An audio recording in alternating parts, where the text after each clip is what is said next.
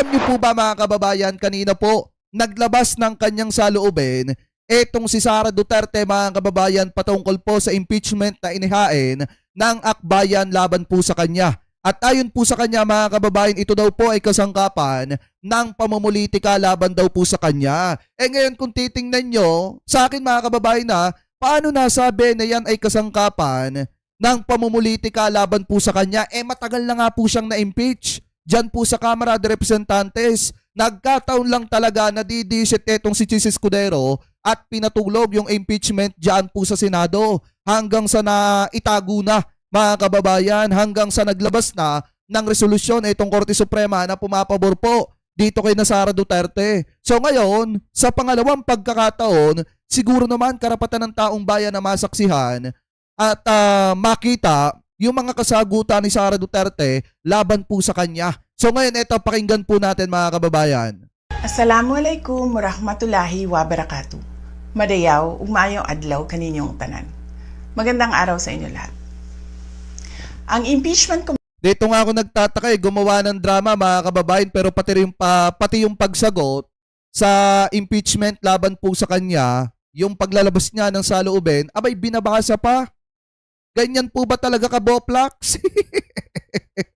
Makapagpabiktim lamang, aba yung ilalabas na statement, binabasa pa? complaint na inendorso ng akbayan ay isang papel na walang kalakip na kahit anong ebidensyang magpapatunay sa mga paratang na isinasaad dito. Hindi na ito bago. Matatandaan na ang impeachment laban sa akin ay naging sagot nila sa aking pag-alis sa gabinete. Hindi. Isang hakbang. Dati ka pa dapat na impeach, Vice President Sara Duterte. Kahit ikaw ay miyembro pa lamang ng gabinete ni PBBM, talagang ang taong bayan gusto ka nang ipa-impeach. Lalo na nung nasaksihan ng taong bayan kung paano mo ginasta. Lalo na nung nasaksihan ng mamamayang Pilipino kung paano niya ginasta sa loob ng 11 days yung 125 billion pesos. Million pesos mga kababayan. At dito masasaksihan din natin kung may katotohanan ba yung mga aligasyon na ibinabato laban sa kanya, yung mga pagtanggap niya ng pera galing po sa Pogo operator at galing po sa mga drug lord mga kababayan. So yan yung gustong makita at masaksihan ng taong bayan, kaya nga gusto kang humarap sa impeachment trial. Dati ka pang gustong ma-impeach. Actually, na-impeach ka na nga eh. Diba, nagkataon lang talaga na didisit etong si Chis Escudero. At pinaasa ang taong bayan na magkakaroon ng trial. Kaya kalaunan mga kababayan, kung makikita po ninyo, talagang ang ending, nauwi sa wala yung unang impeachment laban po kay Sara Duterte na kung saan na-impeach po siya. So ngayon, masasaksihan naman ng taong bayan kung paano po gumulong itong impeachment ni Sara Duterte. Kasi ito, wala na po siyang lusot dito. Na isinagawa dahil hindi na maipaliwanag ng Pangulo ang patuloy na pagkalugmok ng bayan sa kahirapan, dulot ng kanyang kapabayaan at bisyo. Ikaw ang pabaya. Ikaw ang pabaya at matindi yung bisyo mo, Vice President. Sobra-sobra yung bisyo mong pagta-travel abroad. Diba? Yung mga ipinapasahod sa mga security na kasama mo. Diba galing sa taong bayan yan? Yung mga pagta-travel nyo abroad. Diba yung iba pa nga dyan, gamit pera ng taong bayan. Diba mga kababayan? Kaya nga kung hindi matindi ang bisyo ng ating Vice President na mag-travel at pagbalik sa Pilipinas ay manira ng manira, di sana kahit papaano ang Pilipinas umuusad. Buti na nga lang meron tayong presidenteng masipag. Kahit yung vice presidente po natin tamad. Diba? Tapos siya pa may ganang magreklamo na lugmok na daw ang Pilipinas sa kahirapan. Kung hindi naman dahil sa katamaran niya, baka kahit papaano umusad ang Pilipinas. Di po ba mga kababayan? Anyway, tuloy pa natin. Noong 19th Congress, binuksan pa nila ang isang Investigation in Aid of Legislation. Hindi upang lumikha ng batas, kundi upang magsagawa ng isang malinaw na fishing expedition para sa planadong impeachment laban sa akin. Paulit-ulit nilang ibinandera ang isyung Mary Grace Piatos bilang umano'y bahid ng katiwalian. Kahit na sa kabila ng lahat ng investigasyon ay wala silang naipakitang kahit isang direktang paglabag sa paggamit ng confidential funds. Sumunod na dito ang Hindi mga kababayan, actually marami pong naipakita. Yung mga misuse po ni Vice President Sara Duterte, yung mga classroom na mahal. Sobrang mahal mga kababayan ang halaga sa bawat araw na pag-occupy nila doon po sa, actually hindi nga classroom yun safe house. Sorry, yung mga safe house mga kababayan na sobrang mahal ng pag-occupy nila sa loob lamang po ng 11 days. Di po ba? Maraming ebidensya mga kababayan na makakapagturo para ma-impeach etong si Vice President. Actually, kung hindi nga po siya may impeach, pwede siyang makulong sa kasong plunder at iba pa mga kababayan, may mga malversation pa nga nakakaharapin etong si Vice President sa Ombudsman. So ngayon, dun pa nga lang kung mapapatunayan na siya po talaga ay sangkot sa plunder at malversation mga kababayan, automatiko pasok na po yun para ma-impeach po siya kung tutuusin. Kaya nga marami mga bagay, marami mga dahilan para ma-impeach po siya. Kaya nga hindi na po mabubudol ni Vice President ang taong bayan. Sa ayaw at sa gusto niya, haharap siya sa pananagutan. Puntahan ng mga pirma para sa impeachment at ang mga tinaguriang for later release projects na ipinangako umano sa ilang miyembro ng Kamara upang itulang ang impeachment laban sa akin. Ebidensya, Mga nasaan? pangyayaring mismong inamin na ng ilang mambabatas sa kanilang mga naging pahayag. Mga kababayan, walang kredibilidad ang akbayan Ay, upang mag-endorso o magsumite ng impeachment complaint. Ilang ulit ng hayagang ipinahayag ng kanilang pinuno ang kanyang intensyong tumakbo sa pagkapangulo. Isang malinaw na indikasyon ng pampulitikang motibo sa likod ng kanilang mga hakbang. Huwag nating kalimutan ang makasaysayang talumpati noong Agosto 2024 ni Risa Ontiveros, kung saan pakinggan nyo. malinaw niyang inilahad ang tunay na motibo ng akbayan bilang isang grupo. At habang ang anak niya ay may kapangyarihan pa, hindi magiging madali ang ating laban. While VP Sara is in power, the threat of a full-blown Duterte comeback is still a very real and present danger. For one, Totoo they are naman. supported by one major superpower, China. Kaya May mali ba? May mali ba sa sinabi ni Senator Risa Ontiveros mga kababayan? Ako wala akong nakikitang mali. Kasi nga hanggat nandyan si Sara Duterte mga kababayan, ang pamumuhay ng mga kababayang Pilipino po natin ay nalalagay sa matinding panganib. Sa tingin nyo ba pag naging leader siya, magiging magaling na leader siya? Eh ngayon pa nga lang na vice-presidente na po siya mga kababayan. Hindi niya na nga po magampanan yung kanyang trabaho bilang vice-presidente. Eh di lalo na pagka naging presidente, ito pong si Vice President. Diba? So anyway, tuloy pa natin. linaw na lahat ng ito ay isang uri ng harassment at pang-aabuso sa proseso ng impeachment ng grupong akbayan. Hindi malinaw kung ano ang ipinaglalaban nila para sa kaayusan ng bayan, pero napakalinaw ng kanilang pamumulitika at pagpapahirap sa usaping diplomasya ng ating bansa. Sa huli, ang tunay na laban ay hindi lamang laban Partida, binabasa pa yan. Partida, binabasa pa yan mga kababayan. ng iisang tao o iisang grupo. Ito ay laban para sa katotohanan at sa dangal ng ating bansa. Naway magsilbi itong paalala sa ating lahat na ang kapangyarihan ng impeachment ay hindi dapat ginagawang sandata ng politika, kundi isang banal na proseso para sa hustisya at pananagutan. Harapin mo na lang kasi, ganun lang kasimple, Vice President. Kung wala kang kasalanan o di harapin mo, hindi yung marami ka pang sinasabi, bakit di mo tularan si Presidente? Bakit hindi mo tularan si PBBM? Diba? Hinaharap nila. Hinahayaan nila, hindi naglalabas si Presidente na mga ganyang klase ng nasasabing walang kredibilidad. Ang akbayan, yung mga nag-file ng impeachment laban sa kanya, walang ganyan si PBBM. Hinahayaan niyang umandar ang proseso. Kung may impeach siya, o di may impeach siya. Eh kung wala namang kasalanan, o di walang kasalanan. Pero sa huli, napatunayan na wala namang kasalanan ng presidente. Lahat ng ibinato sa kanya, puro aligasyon. So ganun ka rin. Kung hinaharap mo palang una pa lang, yung mga matitinding aligasyon laban sa'yo, di sana wala ka sa sitwasyon na kung saan may impeach ka na naman sa pangalawang pagkakataon. Diba? Anyway, tuloy pa natin. Sapagkat kapag nanaig ang abuso, ang tunay na talunan ay ang sambayanang Pilipino. Hindi! Syukran. Talunan talaga ang taong bayan pagka ikaw ang nanalong presidente. Yun ang katotohanan dyan. Kawawa ang mamamayang Pilipino sa'yo. Ang makikinabang lang sa'yo, yung mga kaalyado mo. Kaya nga ngayon, yung mga kaalyado mo, talagang kahit magmukhang stress na, ilalaban at ilalaban pa rin nila kahit mali ka na. Kasi nga mga kababayan, talagang may mapapakinabangan sila pag nanalong presidente. Ito pong si Sara Duterte. Kaya nga ako sa totoo lang mga kababayan, talagang di bali ng suportahan natin yung mga pinklawan, dilawan, wag lang talaga itong mga Duterte. Kasi kawawa ang taong bayan pag yung mga yan ang napaupo. Eto, pakinggan natin itong sinasabi ni Defensor na kung saan nagbigay daw po ng opinion patungkol daw sa impeachment na isinampa laban daw po kay Sara Duterte. Kasi meron pong isang uhugin na nagtanong dito. Ito ba ay masasabi niyong reporter pa yung ganitong klase ng pagtatanong?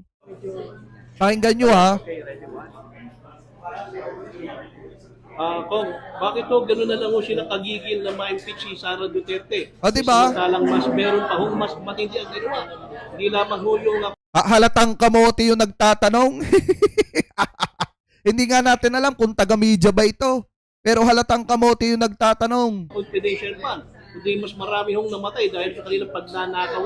Marami hong taong hindi nakakain, marami hindi taong hindi nakapunta sa eskwela, marami hong nalubog sa bahay. Dapat ho, yun ang unang i-impeach mo nila. Bakit pa nagigil ho sila kay Sara Duterte ma-impeach? Sir? Katulad ng binanggit ko kanina, talagang para sa akin, yung politika ng 2028, kaya na tinututukan si Inday Sara Duterte. Dahil nga gusto nila mawala na ang magiging kalaban nila sa darating na halalan. Sa akin, walang batayan yung kaso eh. Pero sabihin mo na, sige, gusto nila mag-file ng kaso at ang Vice President naman. Kung walang batayan yung impeachment laban kay Sara Duterte, bakit Bakit tila nabahag ang buntot ni Sara Duterte at feeling victim? Diba mga kababayan? Kung walang batayan, kung walang basihan. O bakit si Sara Duterte, mga kababayan, nabahag yung buntot at tila tawag dito, nagpapabiktim na. Gumawa pa ng video na binabasa lang naman yung sinasabi. Kasi alam ni Sara Duterte pwede siyang ma-impeach. May sapat na batayan. Kita nyo ba kung gaano kakapal yung papel na daladala ng Makabayan Black nung sinampahan siya ng impeachment? Diba ang kapal? Ang daming batayan, lalo na pag idinagdag pa yung kay Madriaga. So anyway, tuloy pa natin. Pagkakataon niya sumagot, bakit ang presidente? Yan ang mas malaki, bilyon-bilyon yung kaso na katulad ng binanggit mo. Kapal talaga ng mukha nitong si Defensor, oh. Pagkatapos kang tulungan ni PBBM, di ka nga lang nanalo. Ganyan ka na ngayon.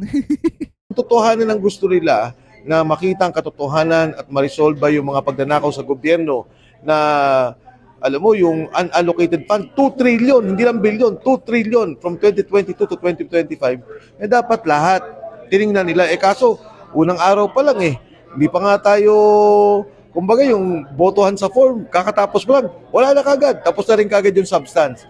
Talagang minadali. Kung ano pa ho yung kanilang ginagawa, pagka hindi yung pumapabor sa kanila yung panahon, walang konstitusyonan, walang konstitusyon. Pag kay Sara, walang konstitusyon. Pag sa kanila, may konstitusyon. Bakit gano'n? Talagang napakasama nung ganyang ginagawa. Halatang scripted, no? Magkano kaya ang binaya dito sa nagtatanong na ito? Etong Road News? Ako nagtatanong lang naman po. Bakit masyadong bias ata kayo? Gawa nila kasi nga ang proseso ng impeachment sagrado. Kailangan yan tinitingnan natin na maayos at ang proseso yun ay tama. Pagka masyado naman nilang ginawang politika, hindi political kasi yung political process dyan, ibang definition yan sa ligang batas Pero ito ginawa nilang politika dahil lamang sa eleksyon, dahil lamang sa pagkuha ng liderato sa 2028, talagang napakasama niyan. Kung ano na ho yung panawagan nyo sa taong bayan, kinakailangan pa ho sila makinig ho kay Presidente o hindi na. Well, katulad po ng ginawa namin, dumaan kami sa proseso ng impeachment. Nag-file po kami nitong nakaraan, hindi tinanggap ng SecGen's office. Malinaw naman sa kasaysayan ng ating bansa, maging sa mga desisyon ng saligang batas, ang poder ng taong bayan. Saka mapapansin nyo, ang daming mga reporter dito ang daming mga media dito pero hindi pinapansin si Defensor. Tanging iisa lamang yung tao nagigil magtanong ng mga ganyan laban kay Presidente, kay PBBM at palabas na biktima itong si Sara Duterte. Kaya nga mga kababayan, sa totoo lang, halatadong scripted to. Halatadong planado yung tanong para lamang pumagalit ang taong bayan sa gobyerno ni PBBM. Pero sana maisip naman na mga kababayang Pilipino po natin na mabigat ang kakaharapin ni Sara Duterte lalo na at matitibay yung ebidensya laban po sa kanya.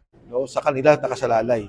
Kung ginawa nilang pagkilos sa EDSA 1, EDSA 2, ito lahat ay legal. Kinikilala ng ating Korte Suprema at kinikilala ng ating mga iba't ibang institusyon ng gobyerno. Kung ayaw payagan ng Kongreso at Senado na gawin ng tama. Tsaka ang kapal nito mga kababayan, napakakapal nitong si Defensor, bakit natin nasabi?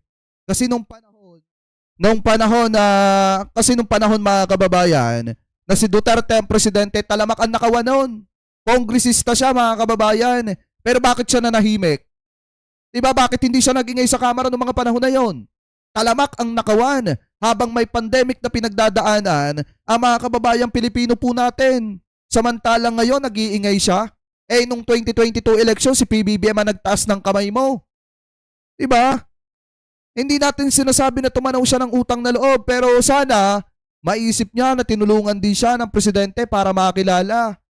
At siya pa ang sinuportahan na mayor ni PBBM noong 2022. Diba? Ganyan po kagarapal yung mga yan. Anyway, tuloy pa natin. Tama, taong bayan na magdedesisyon para dito sa kanila. Kaya matutuloy ho ba rally nyo ngayong February? Itong malaki ang rally na? Sa Pebrero, hindi pa kami nag-usap-usap. Alam ko may mga ilang pakilos na gagawin, pero mag-uusap kami tungkol dyan. Wala na hindi yan. naman tayo hinto Hindi naman to dahil sa rally lang pero may mali. May dapat panagutin. Biruin mo yun, nagnakaw ng 4 billion dun sa Bulacan, Henry Alcantara. 300 million sinuli. Kawawa naman. At least may nagsoli. Hindi ko lubos maisip kung paano gagawin yung ganoon ba. At least mga kababayan may nagbalik. At least nagbabalik sila ng pera. Paunti-unti. Diba? Kaysa naman doon sa panahon ni Digong. Yung pharmaceutical scam, walang nagbalik ng pera noon. Diba? Si Michael Yang nasa na? Wala. Pinatakas nila. Diba ganun ang ginawa nila mga kababayan? Si Michael Yang sangkot sa iba't ibang klase ng kaso yon. Allegedly. Katulad ng pagpapagulong ng bilyon-bilyong halaga ng ipinagbabawal na bato sa Pilipinas habang itinutumbay mga kababayang Pilipino po natin. Sangkot sa pharmaceutical scam habang may matinding pandemic na pinagdadaanan ng taong bayan. Pero anong ginawa nila? Lalo na itong si Defensor nung siya ay kongresista. Nanahimik lamang po sila, nagbulag-bulagan sila. Bagay. Kung sa inyo palagay, paano na ho yung bansa natin? Saan ho patungo na ho yung bansa natin ngayon? Kailangan natin talagang baguhin. Nakikita natin talaga yung nagiging problema sa korupsyon ng Kongreso at Senado at yung ngayon talagang grabe, organisado. Hindi na ito dapat kasi kawawa na Hindi na tayo, kundi yung mga anak natin at yung magiging kapalaran ng sambayan ng Pilipino sa darating na panahon. Kung ano panawagin nyo ngayon sa taong bayan, ngayon na iwain na rito, nakipaglaban. Sa ating mga kababayan, nakikita nyo naman po yung nangyayari. Kayo po yung mas gumawa ng desisyon, nakita nyo kung paano itrato yung mga ebidensya, magmula sa investigasyon sa Senado, ngayon sa Blue Ribbon Committee, ngayon nagkakaroon ng impeachment process, nakikita nyo po lahat yan. Alam nyo naman po at alam kong nakikita nyo at alam ninyo yung mga nangyari sa ating bansa. Huwag po natin ito payagan dahil wag na po dun sa mga nakakatanda sa atin sa ngayon. Pero yung kinabukasan na magiging anak natin. Kawawa na ating bansa. Ayaw natin yung mga taong bayan umaalis ng ating bansa para lang kumita ng pera. Diba? Umaalis ng bansa para mabigyan ng magandang kinabukasan yung ating manak. Ito pala, ito lang yung pondong kailangan ayusin. Wala ka na Defensor, hindi ka mananalong mayor diyan sa Quezon City kahit anong gawin mo.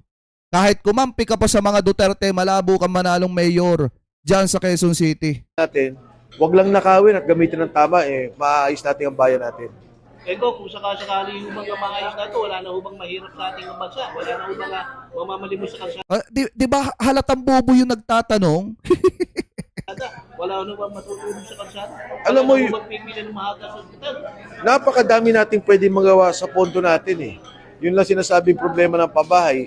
2 trilyon to unallocated. Kung ginamit pala natin ng tama, marami nagkabahay. Yung sinasabing magsasaka, walang patubig. Kung ginamit ng tama, nagkaroon sana ng maayos na produksyon sa agrikultura. Eto, magsasummer na naman. Magkakaroon ng problema sa tubig sa mga bahay. Yung pala, andyan lang ang pondo. Pwede nating magamit. Ah. Pagdating natin sa ginawa nila doon sa PhilHealth, yung pondo kinuha nila at nilagay nila sa pagpagawa ng mga flood control projects. Ang sama nun eh. Imbis na palawakin sana at ayusin yung problema pangkalusugan. Maraming salamat. Maraming salamat at nagmukha kang congressman sa akin ngayong umaga. Napakagandang lalaki mo. Hindi mo na binidyo yun. Hindi mo na binidyo yun. Ayan oh. 'Di ba halatang scripted itong road news? Halatang bayad yung tanong eh. Kasi mga kababayan, kung ikaw ay professional na tawag dito, kahit nga yung mga vlogger di maiisip na magtanong ng ganyan. Napakababaw ng tanong at napakababaw din naman ng sagot. Kasi kung tutusin, pwedeng mabutasan dito si defensor. Pwedeng sabihin ng taong bayan, ano ba ginawa mo nung congressman ka? Diba nakanganga ka lang naman sa sahod mo? Ni hindi mo nga nasugpo ang korupsyon noong mga panahon na yun para kang si Greco Belhica, inutil. Diba mga kababayan? Alam niyo yung mga nag-iingay ngayon laban sa gobyerno ni PBBM, yan yung mga inutil nung panahon ni Digong. Yung mga walang nagawa, mga nakaposisyon pero anong ginawa? Baka nga pera ng taong bayan na inatupag ng mga yan.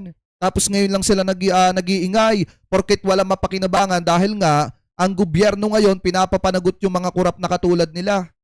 Diba mga kababayan? Saan ka ba naman nagkatala kung hindi ba naman inutil? Etong mga ito, sinasabi nila walang korupsyon sa panahon ni Digong. Mismong si Duterte na ang nagsabi na talamak ang korupsyon sa DPWH nung panahon ni Digong. Mismong pinunan niya yung Ghost Project, yung racket ng mga taga-DPWH. Kaya nga mga kababayan, yung mga yan na nag-iingay ngayon, yan yung mga inutil sa panahon ni Digong. 'Di ba? Mga walang nagawa, mga tahimik lang. Tapos ngayon lang nila inilalabas kasi nga, wala gusto lang nila magpasikat kasi may balak na tumakbo. May balak na maging politiko pagdating ng 2028. Kung hindi naman, at nanalo si Sara Duterte, halimbawa, magkakaposisyon sila sa gobyerno. Yan yung target nila dyan. At saka kung walang basihan, kung walang basis, etong sinasabi, etong aligasyon kay Sara Duterte, bakit galit na galit? Etong mga kaalyado ni Sara Duterte kay Madriaga. Eto, pakinggan natin ha. Tangina mo, Madriaga, pag talaga nagpalit ng administrasyon ko. Diba? Alam mo ba't ako nagagalit? Una, hindi talaga kilala yan sa PSG, VP PSG. Ano yung sabi ni Cardema? Ano ka, PI ka, Madriaga, pag nagpalit talaga ng administrasyon. Kulang na lang sabihin mga kababayan na pag nagpalit talaga ng administrasyon, ipatutumba kita. Diba? Kulang na lang sabihin na ganun. Sa security detail ng Pangulong Duterte at Vice President Sara Duterte. Ang dami nagte-text sa amin sa Duterte Youth Party List. Sir, sabihin nyo nga, hindi namin kakilala yan. Puro opisyal. Galing PMA at PNP. Sir, hindi namin nakilala yan o kahit kailan.